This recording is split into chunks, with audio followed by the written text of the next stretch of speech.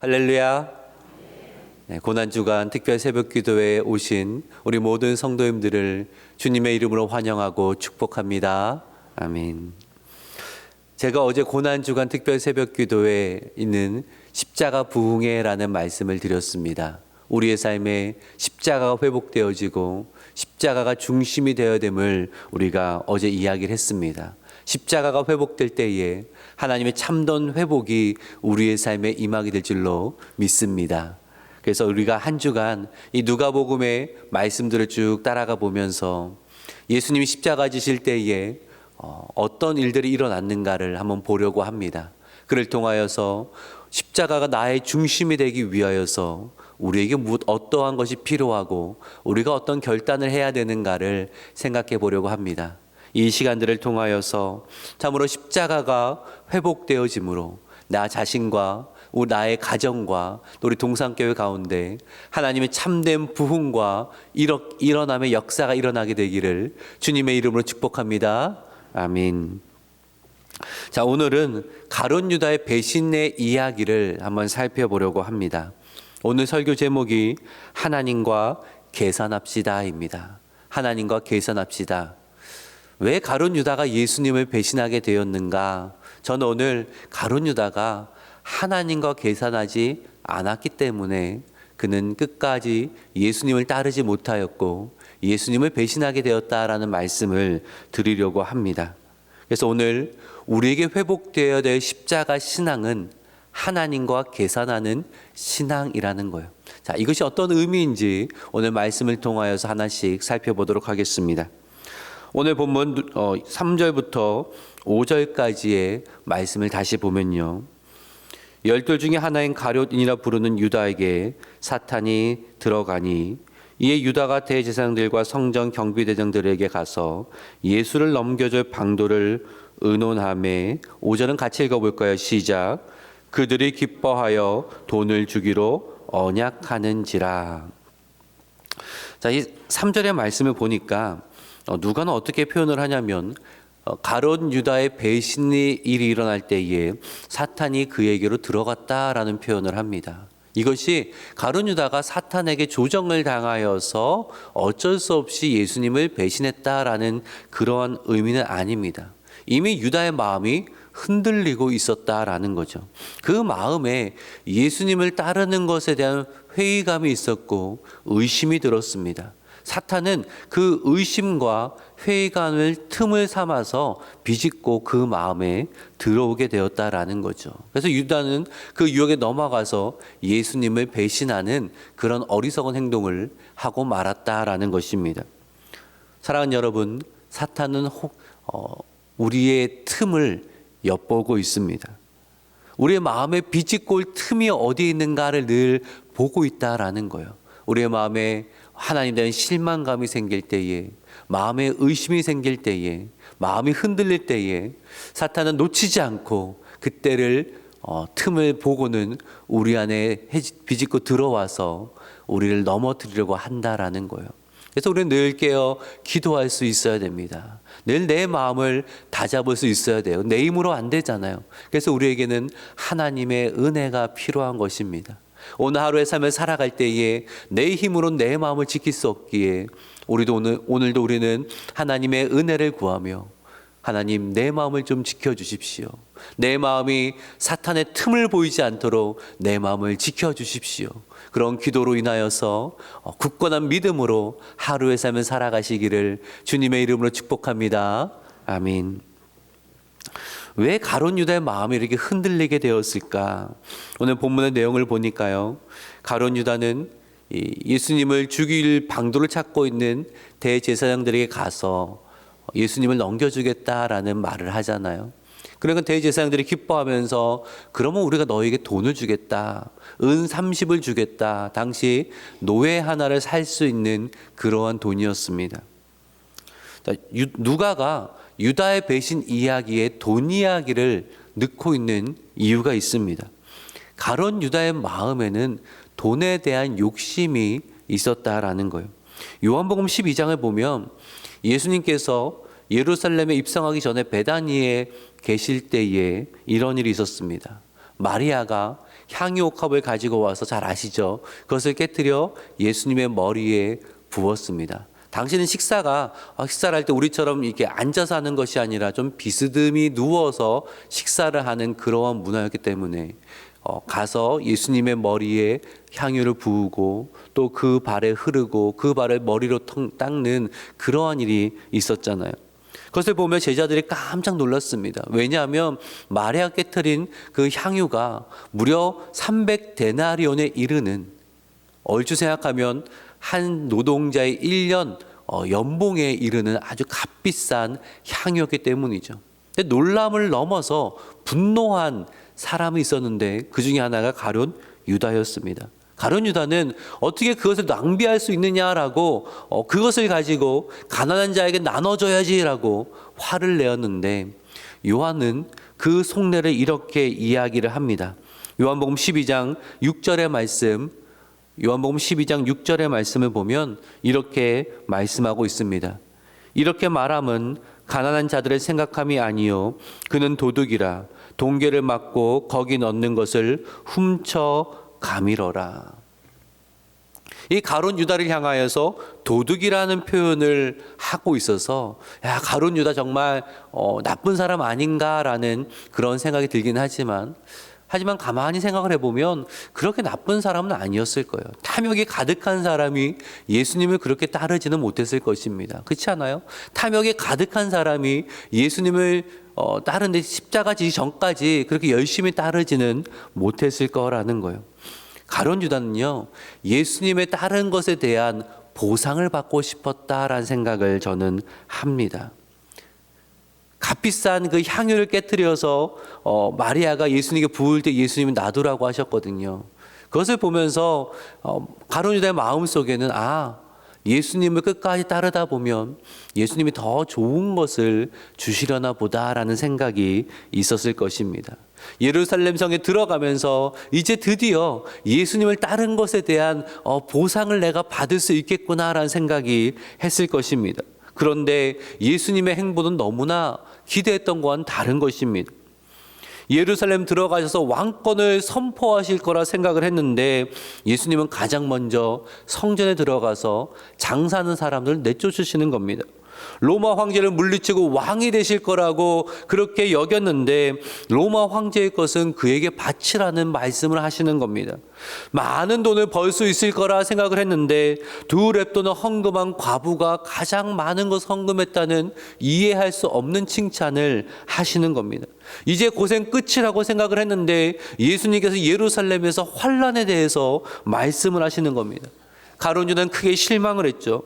이렇게 예수님을 따르다가는 내가 아무것도 얻지 못하겠구나라는 생각이 들었습니다. 손해만 봤는데 계속 손해보겠구나. 지금이라도 뭔가를 챙겨야겠다라는 생각을 하게 되었다는 거죠. 그런 마음에 대제사장을 찾아갔는데 예수를 넘기면 은 30을 주겠다는 겁니다.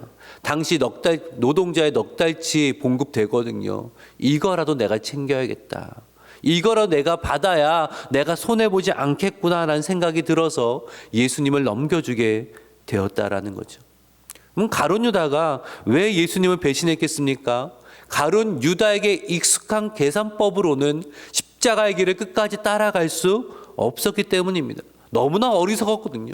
십자가의 길은 예수님이 가고시고자 하는 길은 손해보고 또 손해보는 길이고 낮아지고 또 낮아지는 길이고 너무나 어리석어 보여서 더 가다가는 내가 안 되겠다라는 생각이 들었다라는 거예요.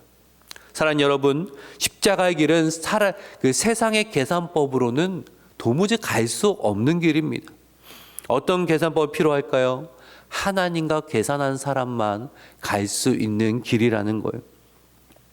지난 수요일 예배 때 북한 선교를 하시는 219 선교사님 오셔서 귀한 간증을 나눠주셨습니다. 저는 이제 개인적인 친분이 있어서 그 전에 만나서 여러 이야기를 몇 시간 동안 그 귀한 간증을 다 이렇게 들었었는데요. 정말 남들이 부러워하는 삶을 사셨어요. 성공해서 인정받고 그리고 좋은 차에 넓은 집에 그런 정말 남부럽지 않은 삶을 살아가면서 내가 신앙생활 잘하니까 하나님 나에게 이런 복을 주셨구나 라는 그러한 삶을 사셨대요. 여기까지 우리가 너무 잘 이해가 되지 않습니까? 열심히 신앙생활을 했더니 섬겼더니 하나님이 복을 주셨다. 이건 참 이해가 잘 됩니다. 근데 그 다음에 어느 날 하나님께서 이분을 북한 선교로 부르셨고 이분은 순종했어요. 헌신했어요. 그러면 더 잘 돼야 되지 않습니까? 더 복을 많이 받아야 되지 않습니까? 그런데 고난이 시작되는 겁니다. 가진 재산 다 쏟아붓고 방 한 칸짜리 집에서 그렇게 힘들게 삶을 살게 되었다는 거죠. 그 삶이 너무나 힘들었던지 그 자녀가 자살 시도를 할 정도로 삶이 너무나 힘이 들었고 또 몸이 아파지고 선교사님도 몸이 아프시고 정말 그런 고난이 계속 되었다는 거죠. 낮아지고 또 낮아지고 손해보고 또 손해보는 삶을 계속 살아오게 되었다라는 거. 언제부터요? 십자가의 길을 따르기로 결단한 그때부터 고난이 그렇게 따라왔다는 거예요. 이 수요일 때 간증할 때보다 저는 상세한 얘기를 더 많이 들어서 정말 들을 때 기가 막혔어요. 와, 정말 솔직한 마음으로 하나님 좀 너무하신 거 아닌가. 만약 나라면 때려쳤겠다. 이런 생각이 들 정도로 기가 막힌 이야기가 너무나 많았어요. 근데 선교사님이 그런 얘기 하시더라고요. 목사님, 고난과 낮아짐을 통해서 저는 예수님을 더 닮아갑니다. 그 이야기를 하시는 거예요. 고난을 통하여서 낮아지니까 북한 주민들이 이해가 너무 됩니다.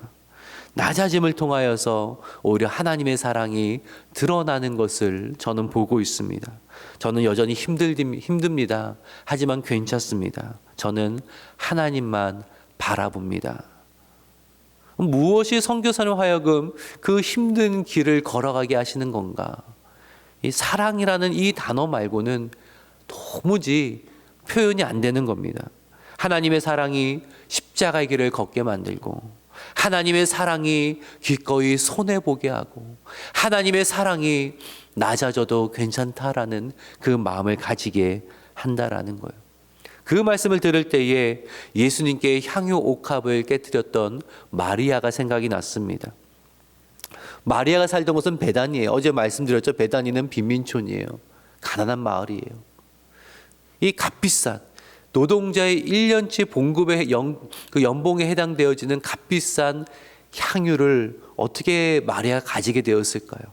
그 빈민촌에서 부모님이 물려주신 자산은 아니었을 것 같아요. 안 입고 안 먹고 정말 악착같이 그렇게 모으지 않았을까요? 내가 이것만 가지고 이제는 지긋지긋한 가난을 좀 벗어나서 내가 이 지긋지긋한 이 배단위를 벗어나서 나도 좀 잘 살아봐야겠다라는 그러한 생각으로 모으지 않았겠습니까? 근데 그 귀한 것을 예수님께 다 부어드립니다. 그럼 마리아에게 뭐가 남아요? 아무것도 안 남아요. 아무것도 안 남아요. 계산에 맞지가 않아요. 근데 마리아는 기쁨으로 그렇게 합니다. 왜요? 예수님의 사랑 때문에. 그분의 사랑이 너무나 놀라우니까 내가 뭘 드릴 것이 없는 거예요. 아무것도 계산하지 않고 그냥 나의 가장 소중한 것을 예수님께 드렸던 그 마리아의 이야기가 생각이 났습니다. 이것이 하나님과 계산한 사람의 특징이라는 거예요. 그리고 하나님 먼저 보여주신 계산법입니다. 이 죄인들을 구원하기 위해서 독생자 예수를 십자가에 내어놓기를 아끼지 않으신 거, 이거 계산이 안 맞는 거예요. 계산이 안 맞는 거예요. 어떻게 아들을 내어줍니까? 계산이 안 맞는 거예요. 예수님께서 사랑 때문에요, 그 귀한 생명을 십자가에 아낌없이 내어놓으셨어요. 왜요? 나 같은, 우리 같은 죄인 살리기 위해서. 그분의 귀한 생명과 나의 생명이 비할 수가 있습니까? 계산이 맞지가 않아요. 그것이 하나님의 사랑의 계산법이거든요. 세상의 계산법은 도무지 설명할 수 없는, 이해할 수 없는, 미련하다 말할 수밖에 없는 그러한 계산법을 하나님이 보여주셨다라는 거예요. 하나님의 이 사랑을 알면 알수록, 은혜를 알아가면 알아갈수록 우리는 하나님을 닮아가요. 이 세상에 보기에 바보 같은 이 계산법을 따라하게 되더라는 거예요.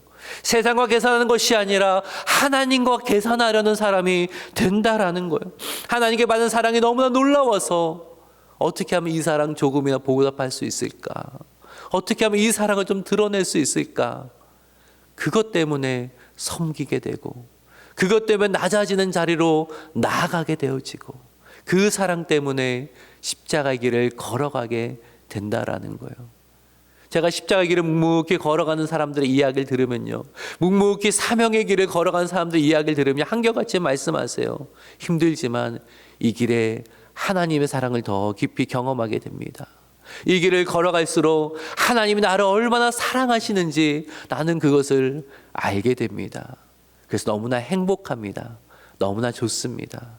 그리고 하나님이 부어주실 은혜와 나중에 주실 영광의 면류관을 저는 바라보며 이 길을 걸어가고 있습니다. 그것이 하나님과 계산한 사람의 특징이라는 거죠. 말씀을 정리하려고 합니다. 가룟 유다 정말 나쁜 사람이라 예수님 배신한 거 아니에요. 세상의 유익을 보며 세상의 계산법에서 벗어나지 못하다 보니까 그 십자가의 길은 끝까지 갈 수 없는 길처럼 보였어요. 나의 모습이 될 수도 있다라는 거예요. 언제요? 우리가 세상의 계산법으로만 생각할 때에 나는 이만큼 섬겼는데 왜 나에겐 돌아오지 않는 거야? 내가 이렇게 헌신했는데 왜 알아봐 주지 않는 거야? 자꾸 세상의 계산법에 익숙해져 있을 때에 우리는 주님이 우리에게 맡기신 그 길을 걸어가기 너무나 어려워져요. 왜요? 너무 어리석어 보이거든요. 바보 같아 보이거든요. 근데 누가 걸어갑니까? 하나님의 사랑을 아는 자, 하나님의 은혜를 아는 자. 그래서 하나님의 사랑 계산법으로 살아가려고 하는 자는요, 오늘도 기도하며 그 길을 걸어가요. 오늘도 하나님의 사랑 때문에 섬깁니다. 오늘도 하나님의 사랑 때문에 낮은 자리로 나아갑니다. 오늘도 하나님의 사랑 때문에 헌신합니다.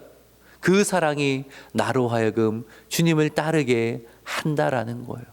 그러기에 이 시간을 통하여서 저와 여러분의 심령 가운데 하나님의 사랑이 경험되어지기를 간절히 소망합니다. 하나님의 은혜가 풍성히 임하게 되기를 간절히 소망합니다. 그로 인하여서 그 사랑 때문에 여러분 오늘도 주님을 따라갑시다. 주님을 따르는 그 시간을 통하여서 하나님 사랑을 더 깊이 알게 되어지고, 그 사랑이 너무나 감사하고 놀라워서 주님처럼 베풀 수 있고, 주님처럼 나눌 수 있고, 주님처럼 섬길 수 있는 그러한 저와 여러분 되시기를 주님의 이름으로 축복합니다. 아멘.